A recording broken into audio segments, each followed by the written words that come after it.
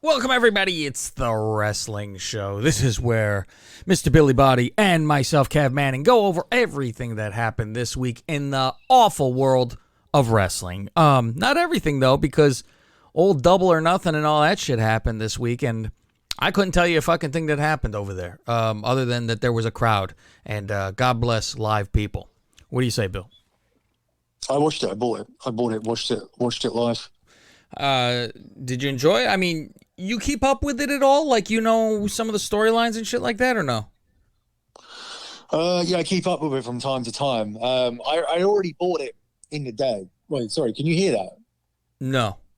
Oh, good. Because when you get a text tone, you can hear it, but I wonder if it comes through to the show. Yeah, I bought it, but I'd already bought it in the day. The idea was because Austin's on half term to let him stay up and watch it. Mm-hmm. But then I snapped my leg in half, so I didn't end up having him come over and watch it. So I caught it as I came back in from my taxi from the hospital. Which was worse, watching the pay-per-view or having your leg snapped?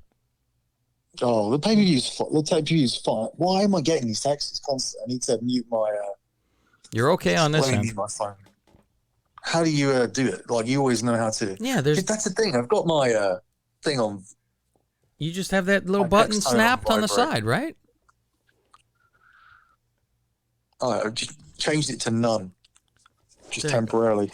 All right, so yeah, no, it wasn't too bad. It was just it was too AW. It was just too AW. Do you want me to review the show first, like before we start Smackdown? Sure, you can give it a little rundown. You don't have to go crazy, but sure. Or do you want me to explain like how I snapped my leg in half? No, I don't want you to. I'm going to make people wait for that story to the next show. So they have to tune in to hear about how Billy snapped his leg. Because then the next show will get higher hits because people will talk about it. Well, I'll just say this. Sid's injury from, what was that, Sin 2001, I believe. You would know better. You know what you forgot to do? We forgot to do the quiz that you were supposed to set up. You know what? True. I thought about it last week and I go, motherfucker, I forgot. Next show we're doing that because I got a fucking house sit, so I won't be doing shit. So I could look up stuff and have a good game. It was my idea not to do it immediately the next week because it was pay-per-view week, but last week we should have done it. But yeah, so Sid's leg break, exactly the same.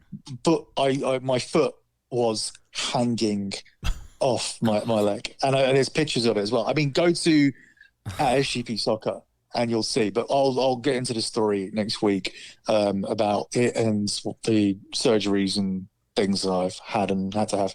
But yeah, so I come back in from that, having had the fucking emergency surgery that night. So I come in and watch the pay-per-view, and I can't sleep anyway because I'm so sick. I'm so sick. Like, you think you can sleep on these drugs, but once like the morphine and the sedative and whatever did its job initially to get me through the first surgery, once I'm coming out of it, because they woke me up to say, we want you to get out of this hospital now because your second surgery is not going to be done today because we need to reduce the swelling. So you need to go home for a bit. Then I'm still like, I'm then like just ridiculously sick and nauseous on these medication, like gas. And like when I was in the ambulance, I was taking this gas in, like just taking it in and sucking it in and sucking it in and sucking it in. Nitrogen or whatever it is. There's nitrogen gas. So all this stuff's in me. So I'm watching the show and I'm feeling so fucking sick. But I didn't miss a minute of it because I was feeling too ill to sleep. So I got a pretty decent like perspective of because if I bought it and then watched it the next day, if I'd watched it with Austin the next day, yeah. I would have forwarded through certain bits because I know when some of these guys with their egos are going to go like 40 minutes for no reason, like they're going to do 20 minutes of shit at the start, work a body part, all that stuff. You know, I don't need to see that anymore at my age and the amount of matches I've seen. But they start really, really fucking hot. So they put Adam Page over as the babyface at the beginning. Hangman Page beats how's this guy? Archer? No, that's Jake the Snake's guy. No, he's with Jake. He's with Jake the Snake. Is it Cage? Yeah, Brian Cage. That's it, yeah. How about that? I even know that. How about that? He beat Brian. Yeah, and how about I don't? He beat Brian Cage. So that was fine. The Young Bucks against Moxley and Eddie Kingston goes pretty long. The finish was a bit underwhelming, like they isolated, but logical, like they isolated one man, got one man out of the match. Are the Bucks the bad guys now? Yeah. Okay. So Dean's just like fighting on his own, firing up on his own, trying to take him on. He's trying to like take him on by himself, but in the end they end up like getting the win over him. And they do their finish. They did like this double knee finish, but they hit it 4 times in a row on his head and then pin him. So yeah, so up to this point it's all fine, but then it starts to derail when it just starts to all fall apart here. So these are my criticisms of the show. This battle royal that they do, this thing where I forget what it's, Casino Royale I think it's called, where they draw a pack of cards. So they got 21 guys in there. Mm-hmm. 5 guys are one type of card, and the other 5 guys are another type of card. So you're looking at like spades, diamonds, hearts, etc., clubs, and don't need etc. when I've named 3 out of 4. So I'll just name it. And yeah, so they all come out in their groups they come out one by one, but there's no interval. It's like they come out 5 at a time for one set of cards, right? Mm-hmm. Does that make sense to you? Yeah. And then there's a few minute gap, and then the other set of cards will come out, but they still come out one by one. So it's supposed to be like groups of 5, but it's still like 20 seconds after the groups of 5s come out, and then it's like a couple of minutes. So it's very complicated. The guys don't come out at one time that all have that same card. They come one after another. Well, they do come out at one time, but they all have their own entrance. I got you. So they do. So it's like 20 seconds apart. Okay. And then there's a couple of minutes before the next set of cards come out.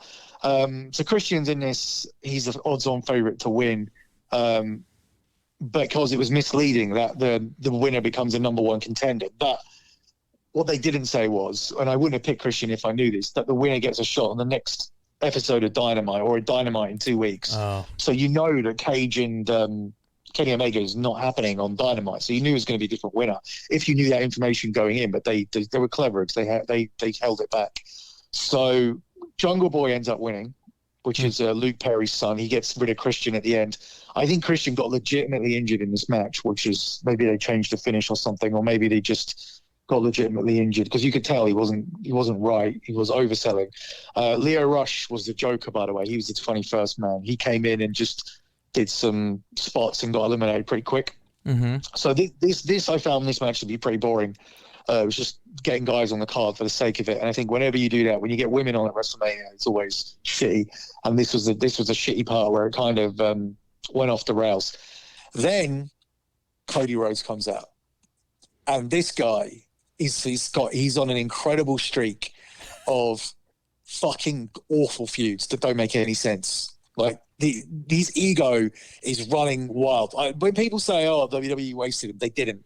WWE got rid of some serious trash here, who has managed to talk himself up into a higher echelon. He's managed to convince people that he's in some bracket he doesn't need to be in. All he does in all his matches, he didn't do it in this one, but usually all he does is gets into these like feuds and makes it really personal, and then he bleeds and then he wins.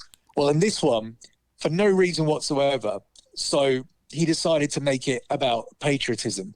Now, the guy on the side, the guy who's the trainer there, he's got his own faction. I've forgotten. TC Marshall, I think his name is, something like that. So he was friends with Cody, and he got fed up of being Cody's shadow. Well, you are, because nobody knows who you are, and he only got a job because he is there. So he's a trainer. So he's training like his own faction. And one of them is Anthony Ogogo, who's a British boxer. He was supposed to be big time, but he got an eye injury and lost 80% of his sight in one eye, so he had to retire from boxing. He's an Olympic bronze medalist, but he was really huge. Like when he was undefeated, he got the Subway commercial and everything over here, right? Mm-hmm. So he's been signed up to be a wrestler. So if you look at his look and look at his credentials and everything, and the fact that they put him on an unbeaten streak where he was beating everybody with a knockout punch, a gut punch. Yeah. He was beating everybody with a body shot. So he's getting a really good push. So he comes into this feud of Cody, and Cody's turning around and making it about America. I've never not been a patriot. I've never not loved America. Cut this fucking awful promo. I saw that. He's like crying. He's going, he goes, and I'm about to, these are tough times, but I'm so proud to give birth to a child that's going to be half black, beautiful baby that's going to be half black and half white. And it was like the cringiest fucking shit, because everything he does is completely unnecessary and over the top, including doing a weigh-in. He did a weigh-in with this guy. Oh, really? A week before. Why? To cut what weight class? Yeah, there is no weight classes for wrestling. No. So if you come in at 20 pounds over what? Like, what can you be over or under? He's just trying to make it like a big fucking event, I guess. I mean, that's the only thing I could see. He's just trying to imagine and pretend it's like bigger than it is. Right, but it's only applicable to his feuds, and it's stuff that doesn't make any sense. Like, there's no need for a weigh-in. Like, you could do a face-to-face confrontation or contract signing, which they do, or a press conference I think they've done before, but a weigh-in makes absolutely no sense. If you were having a boxing match with the boxer, that would make sense. Sure. So everything with him, he gets all these bells and whistles, but they're shit bells and whistles that don't make any sense. And then he goes out there in the match and he goes over clean. The match is shit. Like, the guy isn't ready. The guy isn't ready to do 15 minutes at all, right? But he's obviously going to be an asset because, he's got a good look and he's a boxer, and he could be an asset to the company if you keep him winning. Mm-hmm. And if he goes over in 5-10 minutes, or even if he goes over here with cheating or whatever, but he can't go 15. He's making him do holds. He's going off the top. They're doing like splashes, everything. The match, in terms of the order of things, the way they're doing him, it doesn't make sense. The finish just comes out of nowhere. Cody puts himself over. Fucking horrendous. Like, this guy is fucking cancer to this company. I'm telling you. It's because they put a flag over him. That's the fucking reason for this feud, that they covered him with the British flag. Not even what, I don't know if we're enemies with you guys. No, exactly. Everything this guy and his wife does, and it's him and his wife had to be put with Jade and Shaq when Shaq come in, had to work with them. Like she ruined that. She's like tries to be a commentator. She tries to be a ring announcer. She tried to be a manager. Thank God she's pregnant, so she can try and be a bad at mothering instead. So you can get her off TV, and then maybe you can get him off TV as well. Maybe this guy gets to get his wing back and gets injured, and then he can get him injured. He can get Cody injured. Sorry, I'm on drugs. He can get him injured and get him off TV, because that would be the only way this guy recovers. But the fact is that he didn't need this loss at all. You'd never recover like from your first loss. I don't know why, when wrestling is going to understand that concept of undefeated means something. I mean, it worked with the streak for years, but it doesn't seem to. It doesn't seem to land with wrestling people. They seem to want to beat everybody. Or Cody needlessly went out and beat this guy. We then get Archer and Rusev, Miro. This is not great either. A crowd are getting tired at this point. They've basically blown their load for the first two matches, and they're tiring here. So there's no real interest in this Miro match. He only won the belt the other night, so he defends it.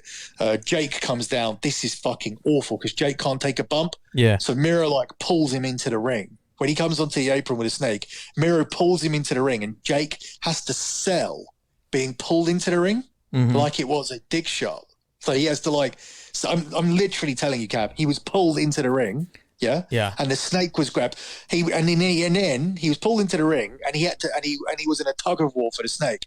He had to sell losing the tug of war like it injured him. So Miro, then it's obviously not snake in it because Miro launches the snake bag down the aisle, down the ramp. So it's all fucking awful. And Miro, so he ends up winning the match. After that, we get the Sting Darby Allin match against Ethan Page and Scorpio Sky. They win, but it's just very normal. Sting's being told Sting and Darby Allin, but they're saying, you've still got it or whatever, just because he can basically move, because this fan base just support anything that this company do. They're blind to this, like an 800,000 person cult of fans, so they'll just blindly accept anything, including what happens here in the main event. Kenny Omega beats Orange Cassidy and Pac. This is fine, but I thought it was going to be much better, and it seemed like it never went home properly. It seemed like it never really got going. Like there was a spot where Kenny's got like 4 championships from TNA. He's a TNA champion, AW champion, a couple of other belts, whatever. Remember, I watched this very casually, so it's not me not doing my job. You're just getting a bonus review here. I'm just watching this because I watch their pay-per-views, but I don't keep up week to week. So he's got his 4 belts that he's won, and he starts nailing Pac and Orange Cassidy with the belts, but Colin Cassidy, Orange Cassidy makes the comeback. He makes the comeback on him, and you think this is the start of them going home. There's going to be a go home sequence because all night they've done the same thing. 1 2 no, 1 2 no, 1 2 no, and by the point you're sick of it. And where it should be is here. Like you need 1 2 no here. So Orange Cassidy gets the backslide. Kenny Omega reverses the backslide, and it's a backslide where Cassidy gets a 2, but then Kenny slides it. It's 1 2, but then Kenny slides it, and then he gets 1 2 3 on the same move. So it's not like a backslide reversal. He actually executes the backslide and gets a 2 count on Kenny, and then Kenny turns his back the other. I don't even think it's a backside. It's a crucifix. Sorry, it's a crucifix by Cassidy, and then Kenny reverses the cut kick, gets out of the crucifix on 2 by reversing the crucifix, and then he gets a 3. Does that make sense? Yeah, I'm trying to picture how that could picture even the be crucifix. Yeah. So picture the crucifix, and then the crucifix gets turned into a. So he could kind of roll back on the guy. Yeah, I got you. Yeah, so like one guy's shoulders down, but then the other guy, suddenly like the other guy rolls and the other guy's shoulders are down. Yeah. Yeah. So that's all it was. And then it's like out of nowhere you get that finish. So it was like kind of underwhelming. And then first main event in front of fans where you haven't had fans for over a year. They do a backstage match. It's backstage. Now we knew this match was coming, but to do it in a main event to me is just ridiculous. So they obviously are aware of that. So near the end, right at the finish, they send a couple of guys back to the arena. Jericho comes back out there with MJF, and Sammy Guevara comes out there with Ty Dillinger, and pins him for the finish. But they do all the cinematic stuff in the back and everything. Was there something with Urban Meyer? Did he fucking involve himself? He hit somebody with a fucking laptop? The owner of the Jags. Yeah. No, the coach of the Jags. Yeah, he's in there. He's in there. So like Jericho, I think, or somebody said something to him. Yeah, I heard. I think I was hearing on Sports Show today with Pat McAfee show. They talk about that. It's not as good as you think it is. No, that spot, but I didn't think it was very good anyway. So. Yeah, I mean, it was good to have the fans there, and this is going to have a lot of 4-star stuff. I can just tell already. Like Meltzer's going to overrate that title match. Meltzer's going to. I mean, the opener was solid. Meltzer. See, this is what bothers me with him most of all. It's not even him getting shit wrong, because I go, well, he paved the way kind of thing. Okay, whatever. I know he's living on borrowed time. It's the like greasing a palm. So I'll say everything you do is great. It's very Rush Limbaugh. Anything Republican, I'm for. Can't disagree with anything. And it's like, get your own fucking opinion. Be able to critique. It's like Nick with the vaccine.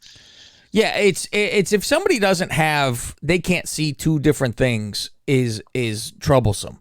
And Meltzer has they're his friend and they like him. So he will be friendly back to them. It's the same as with Trump. You're friends to him, he's nice to you. You shit on him, he shits on you. So it's like, oh, they let me borrow this product to test. Well, they were nice enough to give it to me, so I better give them a good review. It's fucking retarded.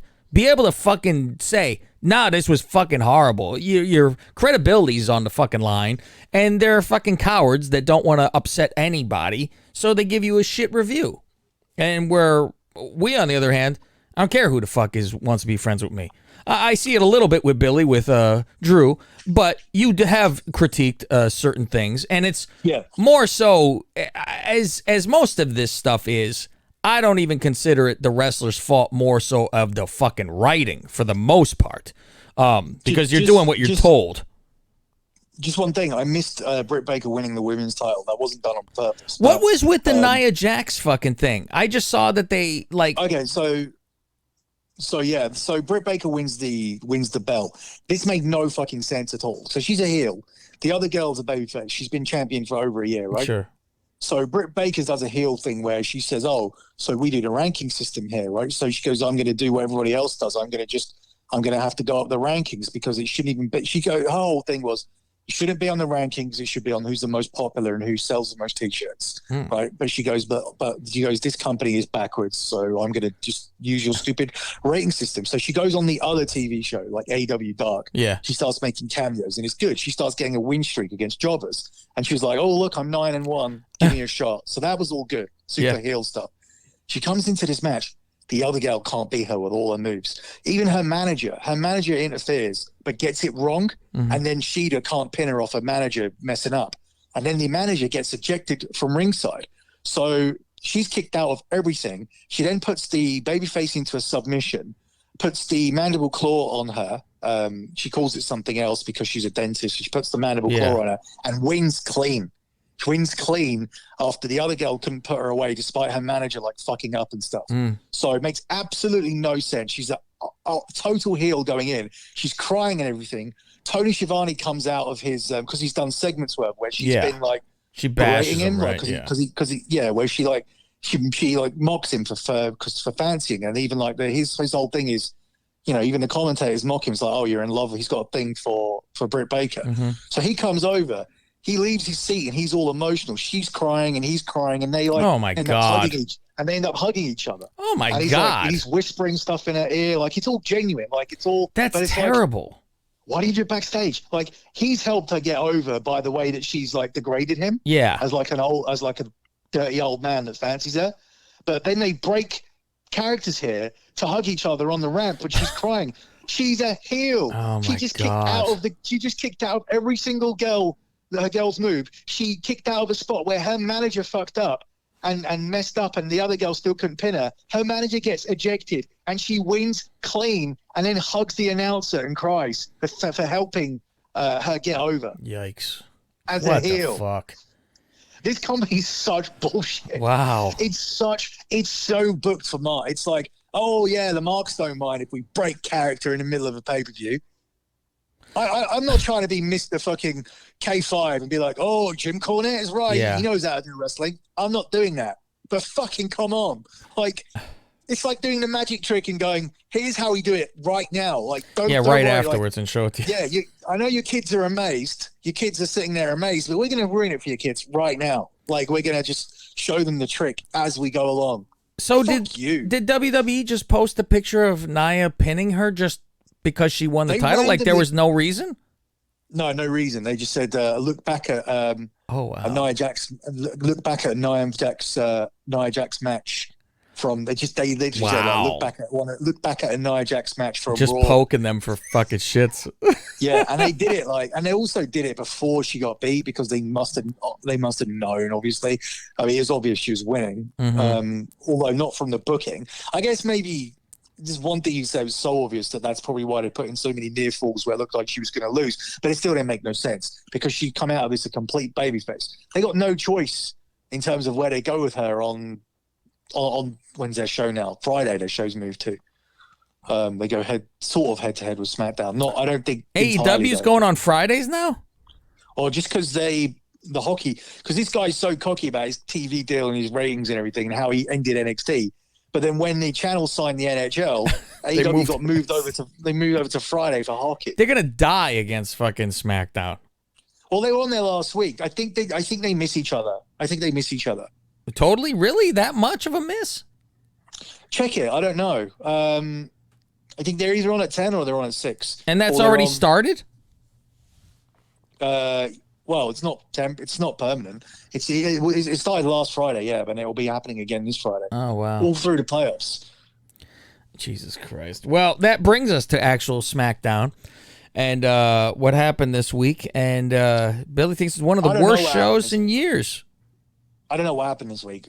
It's not going to be called one of the worst shows in years in terms of those people that say, oh, you know, these matches were great. Like, that's what people are going to, like, some people say. And I guarantee you, there's podcasts out there that are saying, oh, there's some really great action on SmackDown this week. For me, I couldn't fucking stand it. I could not believe what I was, like, seeing in terms of how this show was timed out and what they decided to do. Now, Usos and Street Profits, I will say that was a good match. I watched the match. I enjoyed the match, but I also see fucking what's the fucking I don't even see. I barely know their names. Fucking I know Dawkins and Ford. Okay, Montez Ford. You know how annoying he is, right? And obnoxious. He's fucking yelling Uso and crossing his fucking eyes and making faces. Oh my god, I want to fucking hang myself. I'm like, I can't wait till crowds are back when they find out, when they realize where people sit with these guys. oh man, I'm like, come on, this is a fucking. They're both actually, they're capable fucking, and everybody with Usos are fucking great. I could watch them do tag matches. They're usually have fucking fantastic matches. So I sat there and said, okay, I'll get watch. used to that. Fuck, I was into it, so I said, okay, but man, did that turn me to fuck off with that bullshit. I'm like, fuck. So Roman's there to start, and he wants to know Jimmy's plan, and he was saying he's supportive of it. But then throughout the show, he's telling Jay, is this what you want? Is this what you want? You want to go back to when they're saying, which one are you? And all this stuff. So he's good through the show. Inside info. He wasn't even on the show this week. Some of this, they're pre-taping a lot of stuff now. Oh, is that Roman? Yeah. So if you have your COVID jab booked, you don't have to come to TV that week. Oh shit. So that they are. You're not allowed to be there. You're not allowed to. You. There's no choice. Everyone has to be vaccinated before Money in the Bank. No shit. They're one of those companies. Yeah. I don't know how that's legal though. You can't force somebody. Otherwise, the NFL would be forced. They'd be like, "Fuck you! You're all getting this shit." I have no idea. I guess it will be a case of make it uncomfortable. Okay. They can make it very uncomfortable because I know for football, they're like, "Okay, you don't have to," but when you have to be out of town or whatever the fuck it is, you're like not allowed to go anywhere. You have to stay at the fucking hotel. Like it's okay. Well, you want to play that game. Now you have to be locked up. So it makes you go, it's a better business decision just to fucking do this.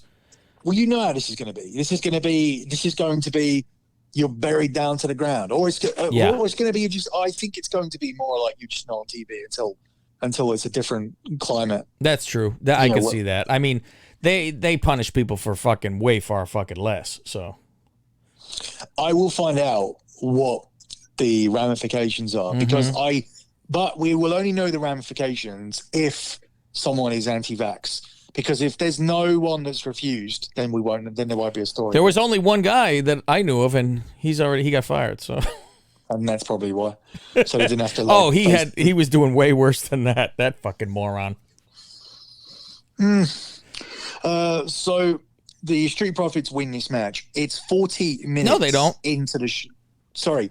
The Usos win this match. It's over the Street Profits. It's 40 minutes in at this point. Jimmy fucking pumped my fist. I was like, "Fuck yes," because I hate the fucking Street Profits. It's like, yes, I got involved. But I'm sure that that Jay is turning next week. Yeah, they don't wait. They don't let anything wait. They should fucking. You know what I mean? Come on. They have what they have waited. I mean, this whole tag storyline has been added in there to kind of, I think, get a match out of Roman and Jimmy quickly before Jimmy ends up joining anyway. So I think they might get right back around to this. But yeah, I think this is like a long way around to something. So this is just going to be Jay, but it's Jimmy. It's going to be, I don't want to be with you. I'll fight you, get his ass beat, and then join him. They'll probably just have Uso turn on him and Roman say he made the right choice, and then Jimmy beats his brother and then loses to Roman. That would be probably what they would do to get to SummerSlam. They could have a whole fucking faction because they could get Tamina over there and they could get fucking Naomi with them and have it be a fucking family. You know, they could fucking do that. But they fucking, Yeah, I actually don't think they need any women in this. I think it'll ruin it. Yeah, I mean, at least fucking Naomi though, just because she's married into it. But Naomi, what is Tamina really even? She's not really related though, is she? Because it's Superfly's side. So, and what is that? Tongan instead of fucking Samoan? I don't know. I can't tell the difference. They're all interlinked somehow. We actually have the women's match next. Liv and how good did Liv look? Yeah, she looks all right. Yeah. They lose to Natty and Tamina because they're just getting wins at the moment. Riot Squad going to turn Again, bad soon. I don't know. I mean, I at this point, I can't believe we've done an hour of the show. Then Bianca comes out because she's seen as the person to come out and get the big spot on the change of the hour. She beats Carmella. I just think to myself, why? Carmella is fucking unbelievable when she comes out in that outfit at the moment. But she loses this match. There's no match for Bianca after Bayley. Bayley's out there doing the commentary and all that gimmick and trying to distract her, etc. But yeah, she's going to get the Hell in a Cell match. But there's no one for Bianca to go. There's nowhere for Bianca to go. Do you just go back to Sasha after this? It's very limited. See if you do you think this is where my fucking mind has gone. They have talked about Bianca using that fucking hair as a weapon. They've used it. They have talked about it a lot. Are they going to go to, I don't know if it'd be hair versus hair, but to be able to chop that fucking thing off, or even have Bayley's fucking head shaved, which I don't doubt that Bayley would do it. Something's going to go on with hair. I think something's going to happen eventually where she's blaming that fucking ponytail, and I was thinking maybe it's a way to get rid of that fucking ponytail because it can't be comfortable to wrestle with it. It's got to be fucking like fuck, and it's not like it's a real fucking hair. So do they do something so she can get rid of that fucking thing? I don't know. I think that's the whole gimmick, so I don't think they will. Yeah, I know, but I'm thinking, does fucking Bayley fucking chop it off like they did with Sherry at SummerSlam, with a fucking hacksaw or something? That's so keep in mind, if this happens, they mention it too much. They just mention it too much for me. I think that could, even if then Bayley loses, it can continue because then it could turn into a hair match with Bayley. And that could be SummerSlam. Bayley gets her head shaved at SummerSlam. Yeah, maybe. We'll see. I think they're still waiting for the official announcement of that as well. I'm sure it's still going to be Vegas. Rollins out there. Oh, this is the most boring man on the universe. He just looks like a grade A. I've put something else here in my notes, but he just looks like a total prick coming out here. He just looks pathetic. I cannot believe this guy took a break for his kid coming, but he also was very stale and needed a break from TV to come back and do a worse version of the Messiah. This is worse. This doesn't make any sense because you're not even like trying to manipulate people or do anything. You're just out there in crappy suits, cutting crappy promos. Like, he's the most boring person in wrestling. Like, the whole of wrestling, he's the most boring person. But when you add that onto the fact that this show had the Street Profits talking for the same length of time, I tell you how many bad promos there were on this show. This dickhead gets to talk for 10 minutes about nothing. You had those fucking imbeciles at the beginning talking about nothing till the Usos come out. And then you have Ziggler and Rude stalling, going, oh, God, that's not fair. Oh, come on, this is child abuse. Oh, little Dominic, little Dominic. He's fucking 6'2". His dad's little. Like, he's not smaller than his dad because he's younger. You fucking idiots. Like, what is wrong with everybody on this show today?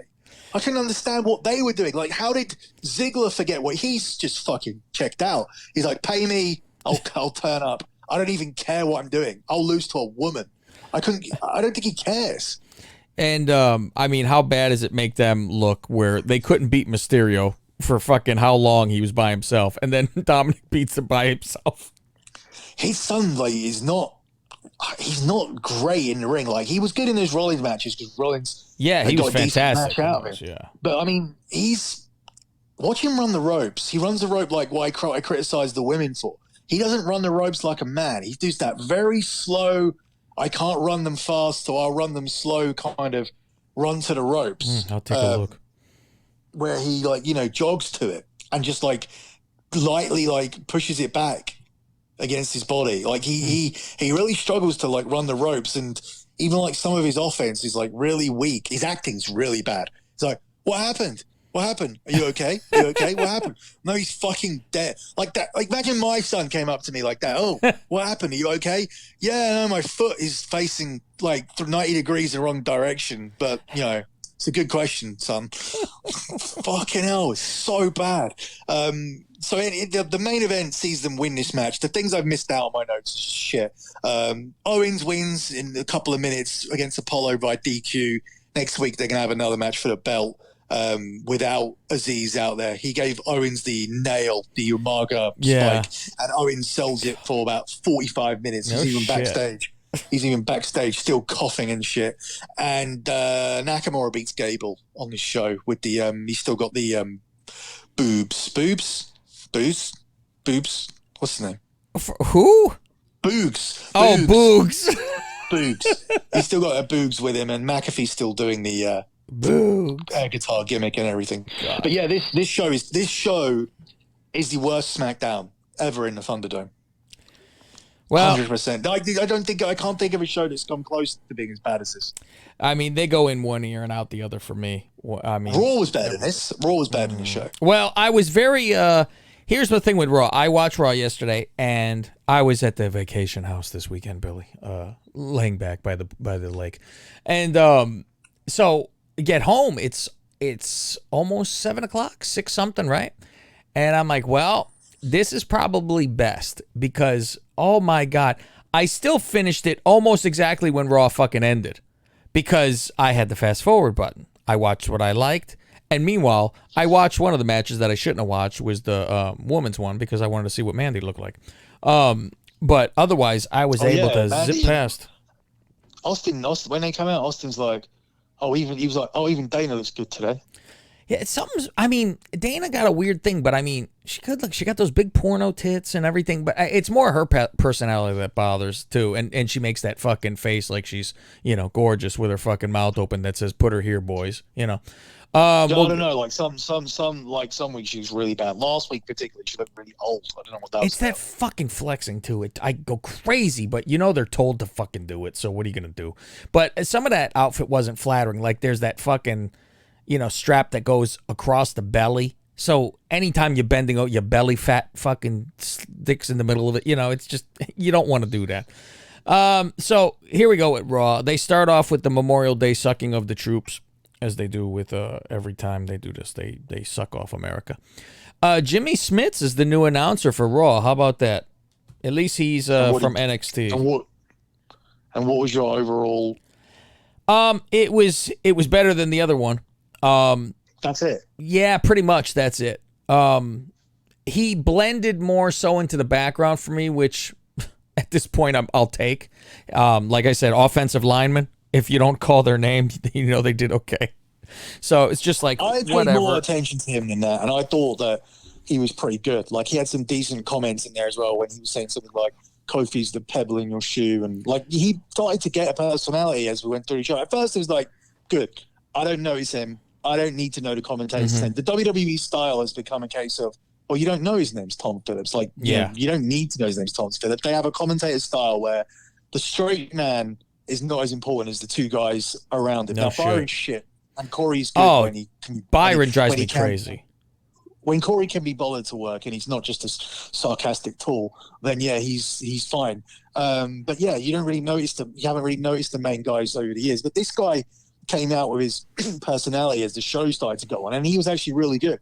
I think he's going to be good because he sounds to me exactly like Joe Rogan. Did you notice his voice? Yeah, yes, I do. And I think that's good. And I can't give a full critique because I did fast forward a shit ton.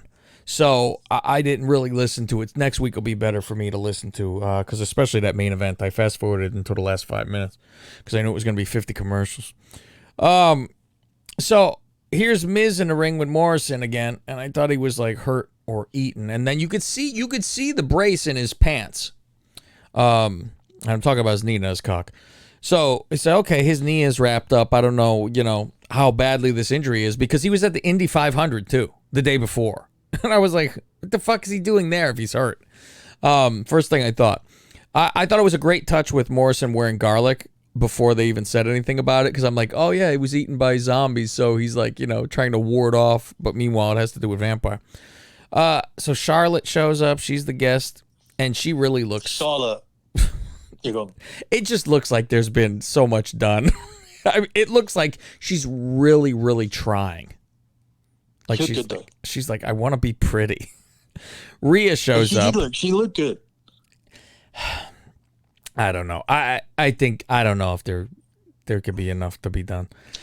If you're looking for somebody who will be like the combo of, I want them to look good, but I also want them to look good so I can put them out there and like do media and shit. Yeah. But I also want them to be really good in the ring.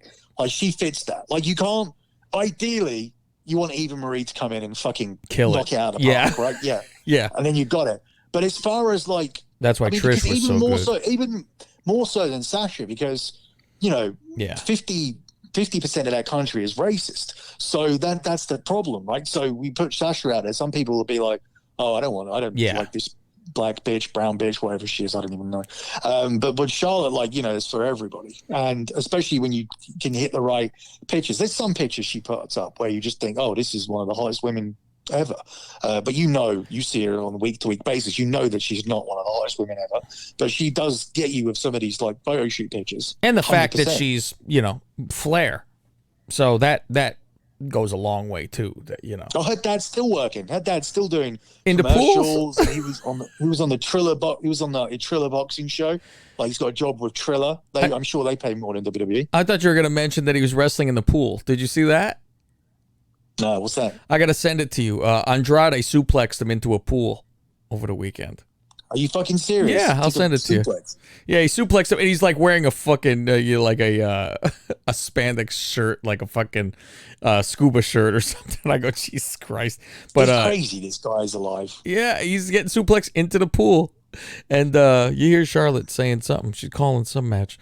So, if a company came up and said, "You will give you like $500,000 to get back in the ring," he would 100% do it. Of course, he needs the money. He'll and he would be happy if he died in the ring. So now we got, Rhea comes out there, and it's always with the, you couldn't beat fucking Nikki Cross, and of course now Nikki Cross comes out and says, oh, I'll beat you. I want next in line, and there's an argument, of course, about this, but then Charlotte goes, I could beat you in 1 minute. And I write, ugh, here we go. And so they have a fucking match, and Nikki could last a whole minute, and she celebrates. How fucking pathetic. Well, they said a minute, but they still put a 2-minute clock up. See, that is interesting, because I go, why do they keep saying she survived 2 minutes when they said, well, I could beat her 1 minute? I'm like, they completely fucked this up. Here's the other thing with that as well. Like, the way it was booked differently to last week, because this week, Nikki's doing the whole running around the fucking ring thing. Yeah. She was like running out and it's like, why are you doing that for? Like, you look bad enough that they're booking you in this match anyway. And they thought, you know what? You don't quite look as inferior to these two as we want you to. Yeah. So instead of surviving 2 minutes this week, could you please run outside for the first minute, because we need to protect Charlotte even more than Rhea, because it's really embarrassing that Charlotte can't beat you in 2 minutes. So yeah, please run around and do all this shit. It was fucking stupid. Who celebrates lasting, more than 1 minute other than me in bed? It's pathetic. Orton versus Woods, and Riddle is ringside for this. Orton uses the Bro Derek to win, which really makes fucking Woods look like shit. Like, oh, I'll beat this guy now. You beat him last week. Let me fucking beat the shit out of him this week. And they just, okay, let's take our turns and fucking him. You gotta have jobbers on the show, though. Like someone's got. I'm not for. I think now I'm like past the point where everybody needs to be everybody and keep them like at the even still. At some point, even Steve. At some point, we got to turn around and go, these are our stars, and these are the people that we want to get into our top echelon, and these are the people that will never be there, and they're a good hand, but they're okay to like beat them a lot. And I think that's what Woods is. I don't think Woods is a star. He's not a star to me. Maybe a star he was a star like as far as a New Day level, but on a singular basis, he's not a star. And also, he has all this shit going on with his video games and all that kind of stuff. I think if you do that, if you have that extracurricular stuff going on, and you say that you're into this, that, and the other, and then some people are just here to like do the wrestling. You're not going to catch Drew play a computer game or anything like that, and trying to be on someone's. And it's, you know, it even goes for the guys that are on these channels playing these games with each other and all that kind of stuff. It doesn't, the correlation to that and legitimate toughness doesn't hit with me. I know, obviously it's possible to be Brock Lesnar and have a PlayStation 5 at home. Yes. But it just, obviously, right? Because you can't just have wrestling be your entire life and not have anything that you enjoy otherwise. No, I know, but my picture of Lesnar is he doesn't have a PlayStation 5. When he's like he works out only, right? He cuts trees down and shit. And he hunts. You know? Like, that's it. Yeah. And exactly. He fucks his wife. He crawls on top of his old lady, like he said, and has a Coors Light. Shayna versus Reggie. I actually stopped to watch the Reggie stuff just because he does fucking weird shit, you know, because of the flip-flop and stuff. It's different than we've seen with the flip-flop for some reason. Fire comes out of the ring post, distracts Shayna, and Reggie rolls her up for a win. Mason T-Bar without the masks, I can't even take seriously. It's fucking weird. Like, they have almost different personalities, and Djokovic, or whatever the fuck his name is, he doesn't look good without a mask now. Like, that makeup is shit. It doesn't do anything for him. I don't know. And they're versus the house party. I said, thank God for DVR, and I fast forward this fucking match. Sheamus says he'll fight Ricochet and Humberto back-to-back, not for the title, not at the same time. He loses to them both, and he gets his nose broken, or at least smashed, in during the match, and he's gushing out of his fucking nose, which is pretty fucking fun to watch. Mandy and Dana versus Lana, Naomi. Match is sloppy as fuck. I'd say the one thing I liked about that, I did like if the two guys were going to beat Sheamus, which they did, I thought it was good that what the fuck is this? Sorry. I thought it was good that Sheamus looked like that, because it was like these two guys really fucking did a number on him, like 2-on-1, you know? Yeah. Like he fought hard, but like, you know, there's two. I think if they just both beat him, he looks like a fool, but somehow he come out of this losing 2 matches and still looking like pretty tough. Yeah. I think the blood like added to it. It's like, you know, you can't win a gang. You can't win a gang fight. Like, you can get beaten up by 6 guys at Syracuse in a nightclub and still look over when you're giving up the belt. That kind of thing. Rubber match. Notice how that was 9 guys. Do you remember back in 95 that was 9 guys? Yeah, and they said it on the biography, right? They said 9 guys on the biography. No, they said 5 guys on the biography and 9 guys on TV. I swear, Sean fucking ends up saying 9 eventually, because I thought they said 6 and then it fucking changed to fucking 9. And I think Cornette said it was fucking 1 or something. Cornette said it was like one military guy. Yeah, one fucking Marine that beat the piss out of him. Rubber match, Cedric versus Shelton. Fuck. Why is this even, like, who gives a fuck? And of all things, Cedric beats Shelton with the thumbs to the eye, wins in the match. Who cares? Riker and Elias, and you saw they were changing Riker into a good guy, which probably would save his fucking job too, because it's a miracle he still works there. He said Elias yelling at him. I think the whole troops thing is why he still works there, because I think that Vince loves that shit, and I think he's like, you know, when you're doing this whole Memorial Day and tribute to the troops or whatever, you've got like, now you've got one of them. You've got one of these like guys that you've had a hard on for. I think this guy will be up there. I think he'll be up there. Like, I think he'll. Oh, really? You know, they'll cut his hair, and obviously at some point. They need to, because it's going anyway. I think he'll be up there. I think in the next, not necessarily when Drew and Lashley's spot at the moment, but I think he's got a job for a while. Maybe like Braun, Braun, you know, that Braun kind of level. I think he could be there. I think he'll get pushed. Yeah, I mean, they've shit on him for so long, it's hard to see that. But I mean, great fucking shape. So that's half the fucking battle. I can see him facing Lashley for the title in the next 4 months. They better fucking have him start destroying people then, because it's hard to forget. He'll destroy Elias. Well, it's hard to forget, but he hasn't lost that many matches. Yeah, but he's always with been that team that just fucking gets their ass whooped all the time. It's like that, and it's the same as like we see Cesaro. Like they try to go, all right, win fucking 20 matches in a row, and we still go, well, there's no chance though. We see the fucker lose constantly. So Yeah, but I don't think this guy's as talented as that. I mean, this is his first turn. It's like a new coat of paint already. Whereas like other people have had, this coat and that coat or whatever. Like this is a fresh character now. Like after today, he's going to be He's going to be Sergeant Slaughter now. Does Elias cut his hair?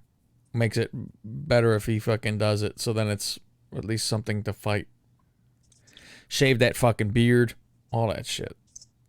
The beard's all right.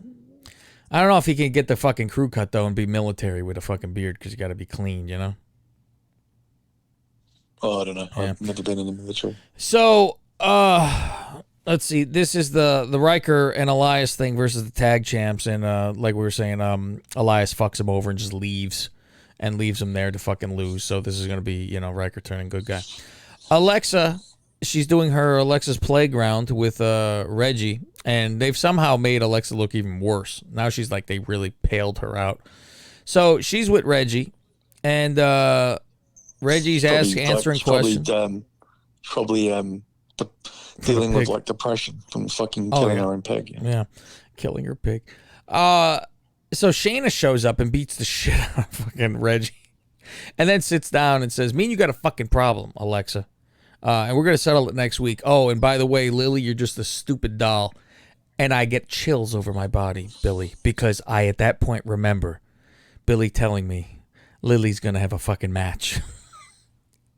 And she's gonna be, oh my god. Oh, so not only that, like they've changed from that because originally the plan was for Lily and Alexa to win the tag belts. Yeah. But now, like the plan was like as of last week that they would go into a feud with Shayna because the idea is, as of last week, it's changed all the time because originally they were supposed to win the tag belts quickly so they could do special effects before the fans got in. Mm-hmm. But it doesn't look like they're winning it that quickly. So the plan looks like now that they might not even do that. They may have like Shayna and Alexa win the titles because Vince has had this issue for a while. He thinks that Shayna is ugly. Shayna and Alexa to win the title? Yes, basically he thinks that Shayna is ugly, and he wants to utilize her like in a more in a different kind of way. Where he liked that flesh eating thing that she did with Becky, and he would like to put on some like makeup and shit with her. So I think they see this as a good plot spot for her to be, where she ends up with Alexa, where they can actually then Frankenstein her up and have her like either in this group where Lily can still win the titles, or they'll have Shayna win it with Alexa, with Lily's help or whatever. So does Lily possess Shayna's body? God. Pretty much I think the direction that they're heading towards is getting Shayna into a feud with her and then with them. So because they want to get Shayna's face as it is, altered. Yeah. Draw some eyebrows on her for her.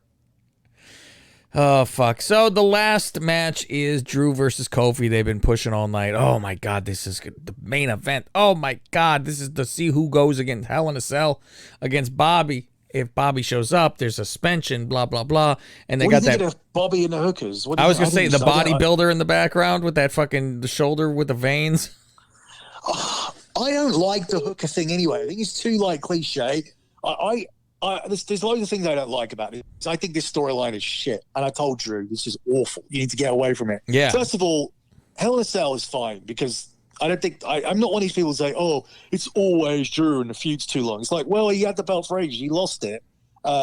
Okay. So like, he really shouldn't have had another match after Mania because Mania was his rematch for losing it unfairly. But then he still won a number one contenders match. So if you're redoing this feud, it does need a finish. It was the only feud we had out there that could have got to Hell in a Cell anyway. So that is the thing that you need to consider in terms of if you're going to do Hell in a Cell, this is the only match you really have that can have a Hell in a Cell because you've done people a favor.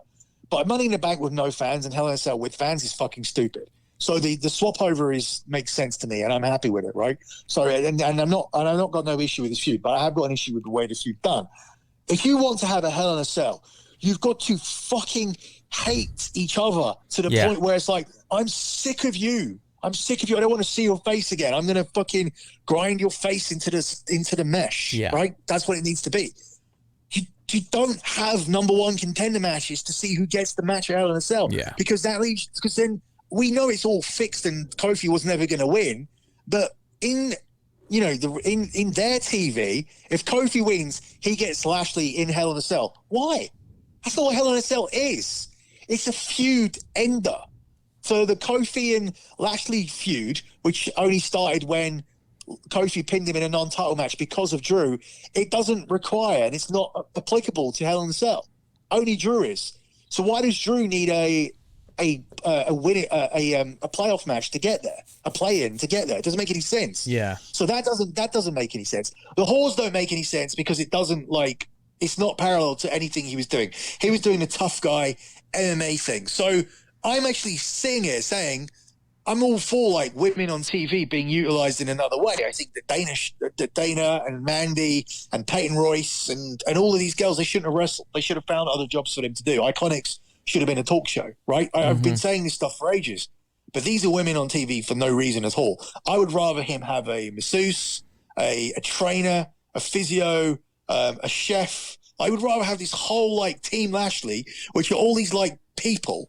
Like you can have one woman there, like a female physio, but I'd rather have this like ridiculous team with this like, oh, this guy's got an entourage. He brings his like doctor, he brings his nutritionist with him and his cook with him and his trainer, his personal trainer comes around with him. Like, do you know what I mean? Like this entourage of people for this athlete instead, which I think looks cooler for him. I agree. He's the guy. He's the athlete with the athletic entourage, the MVP. Like very like with that MVP entourage, like the show. So you got the agent, the physio, the chef, the trainer. Like that. That's what I would have done. That's pretty good. The agent. I've said the agent, but yeah. That's what I would have done. I think actually they're trying to add more star power to him, but I think their ideas are very fucking basic. These are very basic ideas for people that work on television. So when Drew loses to him, is it got to be somebody's got to help so he can get on to somebody else? Well, who's going to help? Jinder Mahal. God, I don't know. He's got almost maybe he gets a vacation until when's the crowd back? Money in the Bank? I'm looking at it right now, 18th of July. Yeah, so like take a month. He can have a month off. Get him. Oh, my knee hurt. They beat me to death. I was going to come to that. You know that. Really? Where is it? It's in Houston, right? Texas, yeah. But it's Fort Worth. Yeah, you should. You can't go. You can't walk. Shit, you could roll in. Well, there is our fucking show. Now we tell them we're going to be doing this on a different day from now on. And it's probably going to be released on a Saturday, most likely. So we'll still be around. It's a matter of finding when, because our fucking time differences are so... I'm in California, Billy's in England, obviously, if you couldn't tell by his Brooklyn accent. So that's our biggest issue when real-life jobs get in the way, or at least mine. Not mine. But in saying that, so what we all know SmackDown is the best show. Mm-hmm. So we will be covering SmackDown super fresh. The issue will be that Raw is slightly delayed. Well, it's going to be five days delayed instead. Yeah. But at the moment, as we do the show, SmackDown is 4 days delayed. But the good thing about this is that you'll get on pay-per-view weekends, you'll get an extensive like pay-per-view preview. Yeah. That will be the benefit of it. You're also getting a better show covered, more fresh. Mm-hmm. But I understand there's people are like creatures of what's that saying? Habit. Creatures of habit. That's it. So they're like, some people love their wrestling shows to come out on Tuesdays. Yeah. So we even suffered when we used to bring it out on Wednesdays. Steel Cage used to do their shows on Wednesday morning it would be out. But yeah, so what if Raw, in the rare event that it is massively relevant, and we feel like, if you guys feel like, oh, I want to hear about that, whatever, We'll find a way. I'll drop something in, like, there can be 20-minute. I don't want to commit to this in terms, especially my condition. I'm doing this show on so much drugs. And not the fun ones that he likes the best. No shit. I mean, needles in the stomach kind of stuff. But yeah, if some weeks, if I think the show's relatively decent, I'll put 20 minutes together on my own and just make sure that I get something in. But yeah, I mean, these changes are going to be across the board as well. We're going to have to find ways to cope with everything in terms of NFL, the relaunch of the Man Show, all that stuff. So we're going to be increasing our content, but it's just not going to be digested on a Tuesday after Raw, because, I mean, I don't. It's so weird because it's hard to get out your even your mentality. It's like, this Raw is clearly worse. Even the company has said that the other show does more. Like, the other show's on the bigger channel and does more ratings, and when we put more effort into it. But still, your mentality is, well, you talk about wrestling on Tuesday. You just do. So it's weird. The other issue will be, it'll be quite far after a pay-per-view as well. But again, in those circumstances, if all hell breaks loose on pay-per-view, we will find a way. I could send in my fucking take. You could send in your take. I mean, it could be that. So when it's certain pay-per-views on SummerSlam, when it's SummerSlam, we'll get it done after SummerSlam. Yeah. So I'll be awake and I can do SummerSlam after SummerSlam finishes. Sure. So you're not going to be missing anything major. Yeah, the major ones, for sure. Yeah. So that's to make that clear. But we just circumstances brought it about. But actually, when you eliminate circumstances from the equation, why should we do SmackDown 4 days afterwards and do Raw immediately when it's just so much less happens? Yeah, and it's a lot better show for sure. Yeah, and you'd rather talk about that. That's for sure. So we'll still have our system down. You might benefit as well, because I mean, the other podcasts actually do, a lot of podcasts do come out on Tuesday. Mm-hmm. So we'll actually get our own space on Saturdays. Yeah, somebody not fucking all done up, and then on Saturday or whatever, they go for their fucking, workout or whatever on the weekend, or take a drive, take a trip. They could listen in the car during that, and that's a new fresh wrestling show. I don't think so. Saturday's a big workout day for me normally. I think you don't go for like a walk or anything like that. Well, not anymore. For me, Monday's always the day where it's like, what did I eat this week? What did I eat this weekend? Yeah.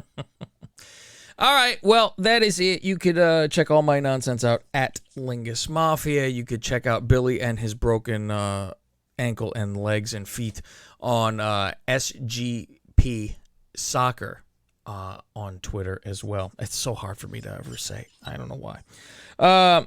For Billy, I'm Cav. We'll see you next time. My name is Derek Montilla, occasionally known as a big-ass piece of shit.